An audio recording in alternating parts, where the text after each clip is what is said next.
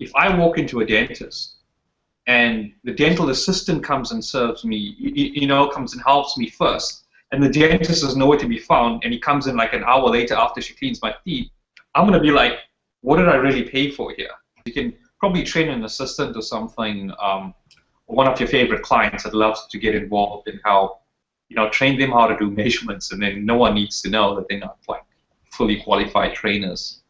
The process is good because, quite honestly, you do not want all 20 people to sign up. That would be like totally perfect, but that's not the goal. The goal is to get at least 50% to take that 2-week class, and you did better than that. You had like all 19 take it. I'm surprised because those numbers are very good, by the way. Like, they're extremely good. It's good to have the fear because you care and you want these people to sign up. So the fear is good, right? And what you're doing right now is you're stepping into the fear, right? And the only way we can step into the fear is by having a system. That's the only way we can step into the fear. Let's work it out. How many classes people take on average? 2 classes a week. That's $60 a week times 4. That's $240 a month, right? I will almost guarantee you he has a very high attrition rate. His sole goal is to get people through the door and out the door. So, yeah, you can't run a business like that. It's virtually impossible. But it's frustrating. The more and more I'm into this business right now, it's not about looking for the ideal client, the perfect client. It's almost like weeding out people to find the people that are really interested in working out. It's almost like a sifting job that you're doing right now. A lot of people, when they end up in the situation, want to run away from the fear, right?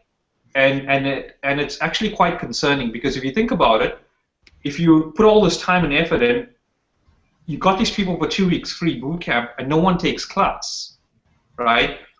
You're afraid. It's natural, right? So what is our natural tendency? We want to run away from that fear, right? We want to say, okay, let me get more people in. Let me do this. Let me do that. Let me do everything else. And the problem is it's a vicious cycle because you never know when people are going to join.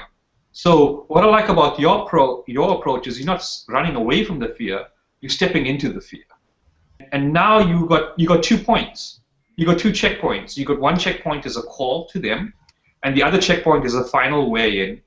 And in those 2 checkpoints now, you're going to know the number of people that either stay on or don't stay on. So you can tweak the system again. Because let's think about it. Now you got 25 people in the room because you learned the last time. So now it's awesome because you can fill up that room with 25 people cold just like that in a space of what? 2 weeks? 3 weeks?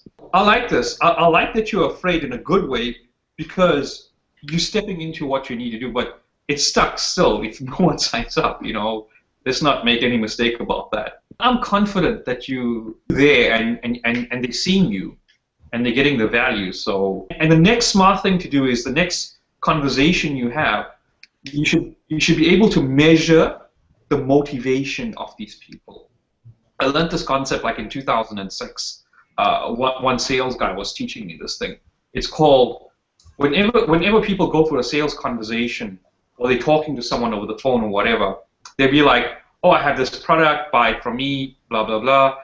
And at the end of the conversation, like the client will nod their head and blah, blah, blah. But when they get to the end of the conversation, the client has so many objections and they lose the sale. And it's like, it's insane. What you need to get really good at is measuring people's motivation.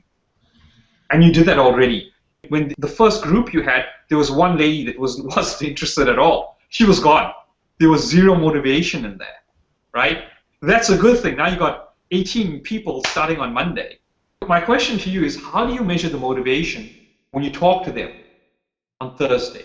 Like, when you have this conversation with them, how do you know, boom, this person has a high probability of staying, this person does not have a high probability of staying, maybe there's something I can do, or maybe have a private conversation with them. You need to be able to tell before, and I mean not 100%, but before they leave, you should be able to have that strong gut feeling whether someone's going to stay or not going to stay. Now, when you do that and you're afraid, that's a good combination. Because even though you're afraid, you're measuring the motivation, and you know how to deal with it, rather than at the very end and saying no.